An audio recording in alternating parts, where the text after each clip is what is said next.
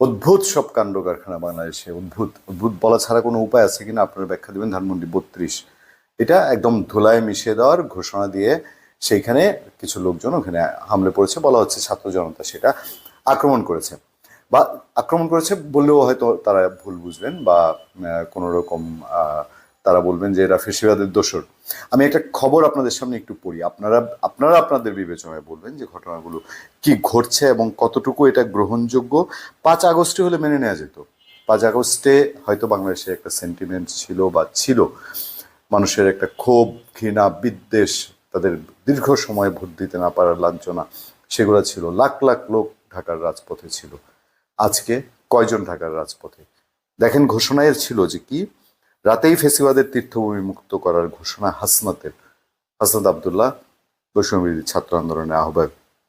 আজকের পত্রিকা যেগুলো লিখেছে, ছাত্র জনতা আন্দোলনের মুখে দেশ ছেড়ে ভারতে আশ্রয় নিয়ে সাবেক প্রধানমন্ত্রী শেখ হাসিনার লাইভে বক্তব্য দেওয়ার ঘোষণা নিয়ে উত্তেজনার মধ্যে বাংলাদেশকে ফেসিবাদ তীর্থভূমি মুক্ত করার ঘোষণা দিয়েছে বৈষম্যবিরোধী ছাত্র আন্দোলনের আহ্বায়ক হাসনাত আবদুল্লাহ। বুধবার সন্ধ্যা 6:30টায় নিজের ভেরিফাইড ফেসবুক আইডিতে এক পোস্টে তিনি এমন মন্তব্য করেন। পোস্টে হাসনাত আবদুল্লাহ লিখেছেন, আজ রাতে বাংলাদেশ ফেসিবাদ তীর্থভূমি মুক্ত হবে। কিভাবে মুক্ত হবে? কি আলাদিনের চেরাগ তার কাছে? জানা গেল সেই আলাদিনের চেরাগ হচ্ছে 32 নম্বর বাড়িটি গুড়িয়ে বোল্ডোজার দিয়ে ভেঙে ফেলতে হবে। আমি এই জায়গায় কথা বলবো আপনাদের সঙ্গে, তার আগে আমি শুধু একটু এই খবরটা থেকে আপনারা অনেক কিছু জেনে যাবেন বলেই খবরটা আপনাদের সামনে রাখা, যেখানে আরো বলা হচ্ছে যে এই যে হাসান আবদুল্লাহ যে ঘোষণা দিয়েছেন, ভারতের আহ্বায়ক, তিনি বুধবার রাতে এই ঘোষণা দেন এবং এরপর বলা হচ্ছে, জানা যায় রাতে ছাত্র সমাজের উদ্দেশ্যে শেখ হাসিনা বক্তৃতা, আমি যখন কথা বলছি তখন বক্তৃতা চলছে, তার বক্তব্য দেওয়ার বিষয়টি নিয়েই এই ঘটনার সূত্রপাত। অভ্যুত্থানে অংশ নেওয়া শিক্ষার্থী অনলাইন অ্যাক্টিভিটিসে ঘোষণা দিয়েছেন ঠিক যে সময় শেখ হাসিনা বক্তব্য দেওয়া শুরু করবে তখনই ধানমন্ডি 32 নম্বর ভবনে ভাঙচুর চালানো হবে। বাংলাদেশ আইনের শাসন চলছে, দেশের র্যাব, পুলিশ সহ আইন শৃঙ্খলা বাহিনী মোতায়েন আছে। সেই সময়ে রাজধানী ঢাকার একদম প্রাণ কেন্দ্রে একটি বাড়ি ভেঙে ফেলা হবে। হোয়ারেস শেখ হাসিনার বিচার, আওয়ামী লীগের বিচার, আওয়ামী লীগের যারা কালপিট তাদের প্রত্যেকের বিচার প্রক্রিয়া চলছে, সেই বিচারটা নিজের হাতে তুলে নেয়া কিনা। সোশ্যাল মিডিয়া একদম তোলপাড়, ঢুকলেই আপনারা দেখবেন। এই কর্মসূচি রাত 9টায় দিয়ে পরে আবার এটা এগিয়ে এনে রাত 8টায় করা হয়েছে। হাসান আবদুল্লাহর পোস্টের কমেন্টে একটা তুলে ধরা হয়েছে। কমেন্টে একজন বলছে যে আজ রাত 9:32-এর 12টা বাজাবে 36-এর জনতা। তারপর আরেকজন সেই কমেন্টে মন্তব্য করেছে, মোহাম্মদ সাজিক এক আইডি থেকে কমেন্ট করা হয়েছে, ধানমন্ডি 32-এ তোমরা প্রস্তুত তো? আমরা ছাত্র জনতা আসতেছি ইনশাল্লাহ। লং মার্চ টু ধানমন্ডি 32, মুজিববাদ মোর্তাজাক, ধোলায় মেশাও তাড়াতাড়ি 32-এর দালান বাড়ি। এই দালান বাড়ি নিয়ে আরো কিছু কথা আছে। তারপরে তিলোত্তমা পানকৌড়ি নামের আরেকটা আইডি থেকে বলা হচ্ছে, এত ডর করে তোমার পুরে ছাই হয়ে যাওয়া একটা বাড়িকে ডরপোকদের দিয়ে রাজনীতি হয় না জানো তো।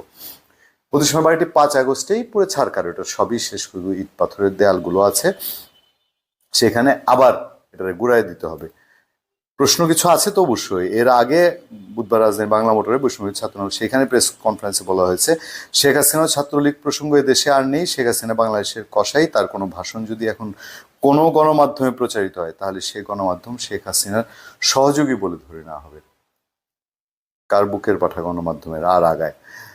সমালোচনার প্রশ্নোত্তর পর্বে 5 আগস্টের পর শেখ হাসিনা ছাত্রলীগ চ্যাপ্টার ক্লোজ, এই মন্তব্য করেছে হাসনাত আবদুল্লাহ। গণমাধ্যমকে বলছে, মিডিয়ার এখনো দেখি ভাসুরের নাম মুখে নিতে কেমন যেন লাগে, এখনো সাবেক প্রধানমন্ত্রী লেখা হয়। উনি কি সাবেক নাকি ফেসিবাদের বুচার অব দিস মাদারল্যান্ড? তিনি এই বাংলাদেশের বুচার, মানে কসাই। তিনি চেয়ার টিকিয়ে রাখতে 2000 মানুষকে হত্যা করেছে।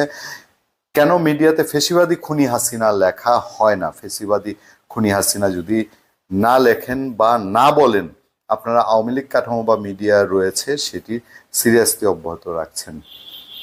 আপনার বুঝেন তাইলে, মানে সাংবাদিকের কলম কতটুকু চলবে, ওনার কাছ থেকে সাংবাদিকতা শিখতে হবে। আর যদি বলি 2008-এর নির্বাচনকে আপনি প্রশ্নবিদ্ধ করছেন, তাহলে যে সাবেক প্রধানমন্ত্রী বলার সে সাবেকই বলবে। আপনি কসাই বলতে চান বলেন, আমার ইচ্ছা হলে আমি বলবো কসাই, নাকি?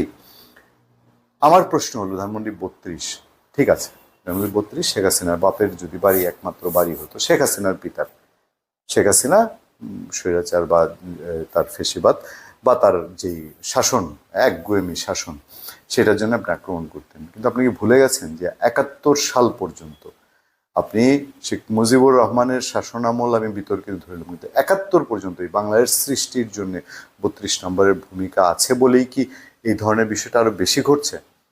পুলিশ, র্যাব, সেনাবাহিনী সব রেখে ঢাকা শহরে এটা হবে, একটা ট্রাইব্যুনাল চলছে। তাহলে আপনি কি আপনার সেটার উপরে আস্থা রাখতে পারছেন না? ট্রাইব্যুনালের উপরে দেশের বিচার ব্যবস্থা কোনো কিছু মধ্যে এখন বৈষম্যবিরোধী ছাত্র আন্দোলনের কোনো কর্মসূচি ছিল না, তাদের এটা কোনো চলমান প্রক্রিয়া না, সে যে হ্যাঁ এইভাবে আগাচ্ছে সেখানে বাধার সম্মুখীন হয়েছে। শুধু ভিনদেশ থেকে আওয়ামী লীগের সভাপতি শেখ হাসিনা সাহেব প্রধানমন্ত্রী ভাষণ দিবে এইটুকুই যদি এই রূপ ধারণ করে 32 ভাঙতে হয়, তাহলে কত দূর আপনাদের যাত্রা? এক নাম্বার। 2 নাম্বার হলো, ওই যে বললাম লাখ লাখ লোক নেমে এসেছিল 5 আগস্টে, এখন শাহবাগ এবং 32 নম্বরে আপনি কতজনকে সাথে পাচ্ছেন? একবার কি পেছন ফিরে তাকিয়ে দেখেছেন কতজন আছে? সেই 5 আগস্টের মতো কতজন এখন বুক পেতে ওখানে যাচ্ছে, নাকি আরো বেশি সংখ্যক মানুষের বুকে আঘাত লাগছে যে 32 তো শুধু শেখ হাসিনার বাবার বাড়ি না, শেখ হাসিনার বাবার বাড়ি হলে সেটার জন্য ইমোশন থাকলে 5 আগস্টে থাকতো, কিন্তু সেটা তো বাংলাদেশের উৎপত্তি, পরিকল্পনা, চ্যালেঞ্জ, পাকিস্তানি বাহিনীর বিরুদ্ধে সকল রকম প্ল্যানিং এর, মুক্তিযুদ্ধের ঘোষণা সবকিছুই 32 নম্বর থেকে হয়েছে। সেখানে শেখ মুজিবুর রহমানের যত স্মৃতি ছিল, পাশাপাশি 71-এর অনেক স্মৃতি ছিল, 26শে মার্চের ছিল, 25শে মার্চের ছিল, 7ই মার্চের ছিল। তাহলে এগুলো সব ভ্যানিশ হয়ে যাবে? ধন্যবাদ সবাইকে, ভালো থাকবেন, সুস্থ থাকবেন, দেখা হবে, কথা হবে আপনাদের সাথে।